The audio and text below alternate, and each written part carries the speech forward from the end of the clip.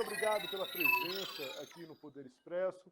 Murilo, ao longo da manhã, ao longo das últimas horas, ontem também, pleno feriado de Natal, e também no dia 24, apurou detalhes sobre esse decreto do presidente Lula, também a reação de governadores ali mais ligados ao ex-presidente Jair Bolsonaro, mais ligados ao bolsonarismo, contra esse decreto. Curioso, Murilo, é que esse decreto ele foi editado horas antes dessa ação da Polícia Rodoviária Federal, que acabou baleando uma jovem de 26 anos no Rio de Janeiro, numa ação completamente violenta, né? Para dizer o mínimo, ali uma operação completamente absurda, que essa menina está em estado grave, o pai dela acabou ferido ali, né, com o disparo de raspão na mão.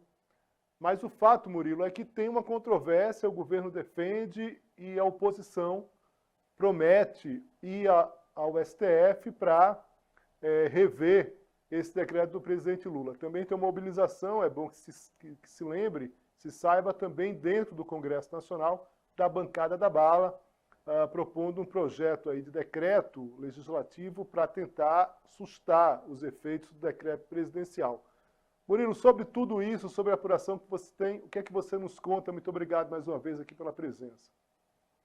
Oi, Léo, uma ótima tarde a você, a quem acompanha aqui o Poder Expresso, nesse dia pós-Natal. Espero que todo mundo que nos acompanha tenha tido uma excelente noite, né, de véspera de Natal e um excelente dia de Natal aí com os seus.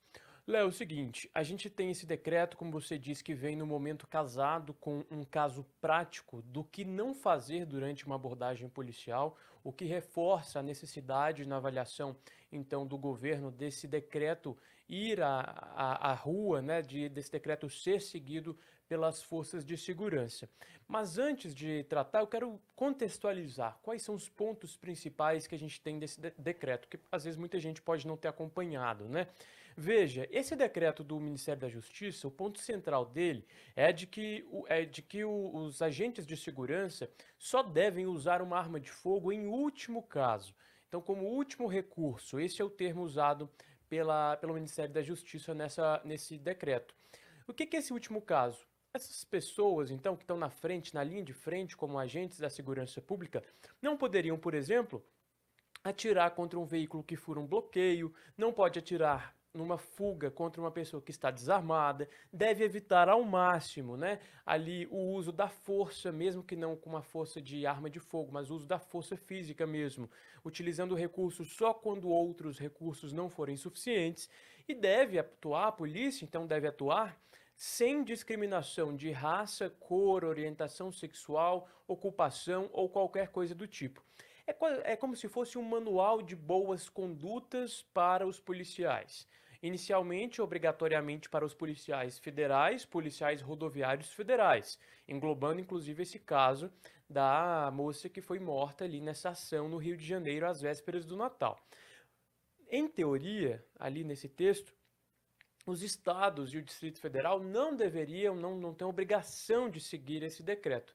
Mas tem um ponto, uma cláusula ali que diz o seguinte: os estados que não seguirem essas normas, esse manual de boas condutas, esses estados estão ali expostos a possíveis cortes no Fundo de Segurança Pública, Fundo Nacional de Segurança Pública. Dinheiro para os estados. E aí alguns governadores começaram então a se revoltar contra esse decreto. O primeiro deles foi o governador de Goiás, Ronaldo Caiado, que foi bastante duro ali na sua manifestação, disse que o crime organizado celebrava esse decreto como um grande presente de Natal recebido pelo presidente Lula e que esse decreto garantia mais liberdade de ação, mais engessamento das forças policiais, e Caiado disse ainda que esse era um modelo da Venezuela, que parecia querer incendiar o país. Nós tivemos também a manifestação do governador do Rio de Janeiro, Cláudio Castro, que é governador do estado em que essa ação da PRF aconteceu, também criticando o decreto aí que limita, né, o uso da força por agentes policiais, e recentemente tivemos a fala do governador do Distrito Federal, Ibanez Rocha, com quem eu falei hoje mais cedo. Aqui eu vou abrir aspas para o que o Ibanez me disse. Ele disse que o decreto do Ministério da Justiça do presidente Lula é uma péssima medida para a população que, segundo ele, estará sujeita aos bandidos, além do que mostra um total desrespeito às forças de segurança. E aí eu pergunto para Ibanez se os governadores que estão contra esse decreto estudam ir ao STF, porque é um papo que andou aqui circulando por Brasília. E ele diz que sim, que é um caminho seria recorrer ao STF, fora os outros caminhos, como você mesmo disse, Léo. Tem projeto de decreto legislativo, que no caso sustaria essa medida do governo Lula, e muitos outros caminhos que podem ser percorridos aí por quem está contra esse decreto. A grande questão é que, na avaliação da oposição, o decreto é uma forma de intromissão nos estados e municípios. É como se o governo federal tivesse querendo mandar ali, né, na forma de gestão das polícias. E a gente sabe que há formas de gestão muito diferentes, né? Então, cada governador tem a forma de conduzir as suas polícias. Então, é um assunto polêmico, um assunto delicado, mas em contrapartida, como vem dizendo aí o secretário nacional de Segurança Pública, Mário Sarrubo, essa seria a melhor alternativa de momento para que o governo federal consiga unificar a forma como esses excessos têm conduzidos para que eles não se repitam. Então, uma forma de limitar esses excessos dos agentes da corporação. Léo. Pois é, Murilo, é justamente isso, né? O que se trata, tem uma crítica efetiva em relação a esse decreto, no sentido de que é um decreto que está amplo ainda, mas queria que você falasse sobre isso. Vão ter portarias ali específicas para estabelecer as determinadas punições e como vai ser esse protocolo. O fato é que a segurança pública no Brasil, ela tem uma falta de protocolos, uma ausência de protocolos, de atuação policial.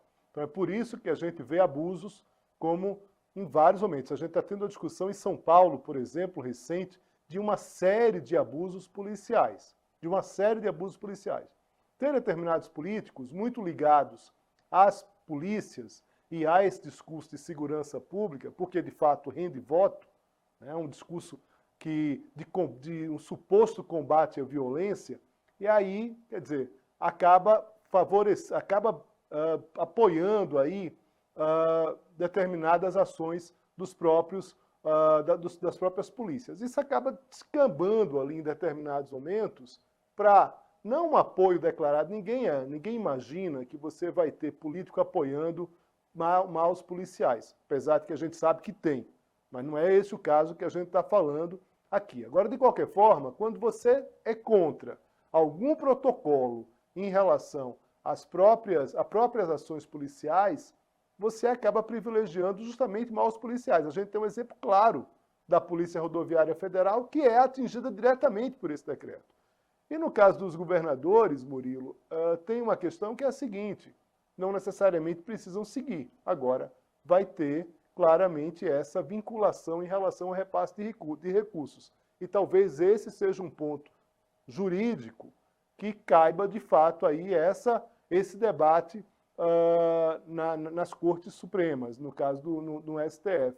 Murilo, em relação a essas portarias, se tem algum adiantamento de como elas vão ser editadas e o que elas vão prever? Porque nas portarias pode vir ainda mais gritaria de governadores, não?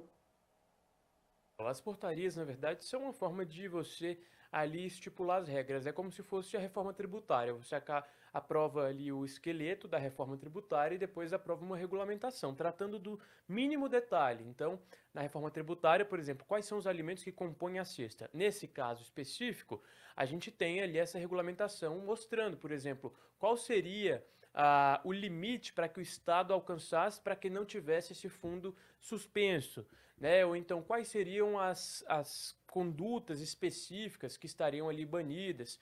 Algumas questões que essa portaria deve responder. A gente ainda não tem esse texto, mas a gente sabe que, devido a esses últimos casos que vem potencializando essa discussão sobre os excessos policiais, esse texto deve sair o quanto antes. O prazo é de 90 dias, de até 90 dias, mas a expectativa é que ele seja divulgado e liberado antes, então, desses 3 meses, que é esse prazo. Agora, Léo, para além da portaria, o Ministério da Justiça ele também vai ter que seguir algumas orientações e algumas indicações, então, de conduta. Por exemplo, ele não vai só entregar o decreto e deixar os estados e municípios que quiserem seguir sem nenhum tipo de organização. Por exemplo, o Ministério tem de oferecer capacitação sobre o uso da força para os profissionais de segurança pública, tem de oferecer equipamentos que não sejam os equipamentos letais, os recursos letais, armas, né?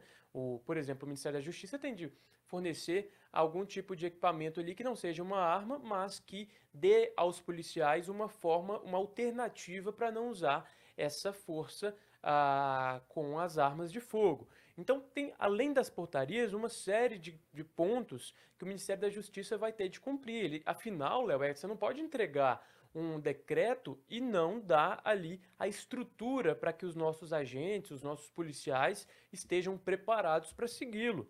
Então tem de ter curso, tem de ter capacitação, tem de mostrar nas diversas possibilidades de execução ali da sua estratégia, qual que é o melhor caminho a ser tomado.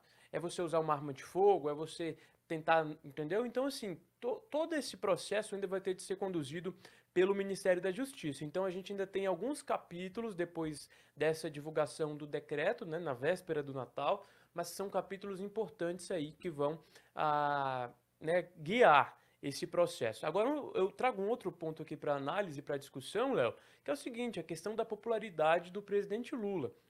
A gente sabe que o governo tem essa intenção, diz que a polícia tem de ser menos letal, tem de ter menos excessos, tem de seguir uma linha, uma norma unificada, como você bem apontou, que a gente não tem hoje na segurança pública, mas a gente sabe que o discurso de polícia boa é aquela polícia que mata, aquela polícia que está ali na ponta, aquela polícia que usa a arma, que usa a força física, é um discurso ainda muito presente na sociedade. A gente sabe que a sociedade ela tem, e não é compreensível, digamos assim, ela tem uma vontade rápida de resultado. A gente vê as pessoas morrendo, a gente vê cada dia um noticiário mais pesado. Então, a sociedade ela vê nessas saídas rápidas, nessas saídas milagrosas, né, até pela via da força, uma saída. E, consequentemente, o governo, com esse tipo de decreto, ele mira num ponto que, na minha avaliação, é o calcanhar de Aquiles do governo Lula, que é a questão da segurança pública. Então, é um prato cheio para a oposição usar esse decreto. O governo, de novo, na comunicação vai ter de acertar, porque é um prato cheio e a direita faz isso muito bem aqui no nosso país, Léo. Nesse caso específico, essa ação da Polícia Rodoviária Federal acabou reforçando, de alguma forma, a necessidade de um controle. Os casos recentes em relação à Polícia de São Paulo, mas não só de São Paulo, a Polícia Baiana, que é uma polícia, que é um Estado administrado pelo PT, e é bom que a gente fale sobre isso, porque fica parecendo que está falando de um lado. Não, a polícia mais violenta do Brasil hoje, nos últimos anos, nos anos recentes, é a polícia baiana, que é um Estado administrado pelo PT há muito tempo. Quer dizer, o que se questiona também em relação a esse decreto do presidente Lula é que ele não entra mais especificamente, detalhadamente, se espera que as portarias entrem, mas a gente sabe que nesse caso do decreto, eles não abordam de forma mais efetiva a formação da polícia. A formação da polícia.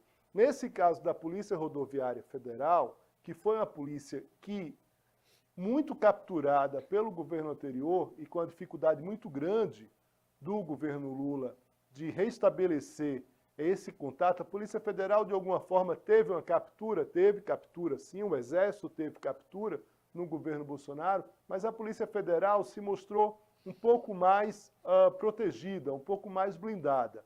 Na questão das armas, liberação de armas, zero. Foi completamente capturada. Mas em outras partes, não. Conseguiu ali se blindar em determinado momento. No caso da Polícia Rodoviária Federal, Murilo, tem uma questão que é muito clara também. O Ministério Público, por não ter um braço armado, como a Polícia Federal tem delegados e tem agentes. As operações são feitas pelos agentes, sim, capacitados, que saem às ruas efetivamente. No caso do Ministério Público, o Ministério Público não tem nessa investigação a capacidade de um braço armado. O que foi que aconteceu nos últimos anos do governo Bolsonaro? O Ministério Público começou a solicitar à Polícia Rodoviária Federal ações conjuntas entre o MP e entre a PRF. Por quê? Por conta de uma guerra política do Ministério Público com a Polícia Federal.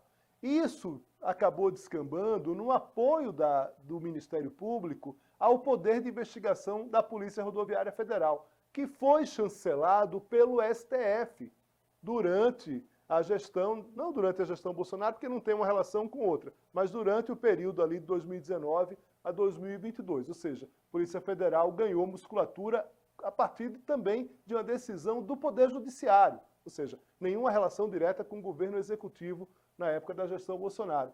Então, Murilo, essa dificuldade, essa complexidade das polícias, aparentemente esse decreto ele não trata. E isso a gente sabe da dificuldade que é gerir para qualquer gestor, principalmente no caso do governo do PT, que tem uma dificuldade clara em tratar a segurança pública. Isso ainda me parece ainda mais difícil para que a gente consiga chegar a um meio termo, principalmente agora, como você traz as informações, em relação a essa grita de governadores da oposição, Murilo. Difícil, complicado mesmo, Léo, mas o presidente Lula tem como missão essa questão de enfrentar o abuso de autoridade, o uso da força policial. Veja no indulto de Natal, né? A gente teve ali um grupo de pessoas que foi beneficiado com esse indulto natalino, que nada mais é do que um perdão de pena durante o Natal, e o presidente Lula escolheu ali, né, mulheres grávidas, pessoas que estão ali com doenças graves, em estágio terminal da doença mesmo, e outros grupos, então, para serem beneficiados. Mas ele vetou alguns outros grupos, que são aqueles grupos que realmente o presidente não quer que tenha esse benefício, mesmo que façam parte dos grupos beneficiados. Que são quais? Aqueles que cometeram abuso de autoridade, aqueles que cometeram, então, crimes contra o Estado Democrático de Direito. Então, são dois grupos muito específicos. O grupo daqueles que atentaram contra a democracia são os integrantes do 8 de janeiro. Lula diz, então, não quero anistia, não quero indulto para aqueles que estiveram no 8 de janeiro. E o outro grupo, aqueles que cometeram abuso de autoridade. Muitos deles, policiais, que usaram a força para, então, atacar, seja com arma de fogo, seja com o uso da força, aqueles que não estavam ali, né, que não mereciam aquele tipo de agressão. Então, Lula ele faz um manifesto, né, quase isso, contra o pessoal do 8 de janeiro e contra os policiais que estão aí usando da força. E é impressionante como a estratégia e essa percepção é diferente, né? No governo Bolsonaro foi o contrário. Bolsonaro deu o indulto, né, de Natal para policiais que estavam presos por conta do uso excessivo da força, né, por abuso de autoridade ou coisa do tipo. Mas Lula, então, se coloca contra esses policiais que usam a força de forma desmedida, Léo. Murilo Fagundes, muito obrigado aqui pela presença, mais uma vez, pela gentileza com a gente, compartilhar informação e análise. Forte abraço para você e até a próxima. Um abraço, Léo, e um abraço para todo mundo que nos acompanha.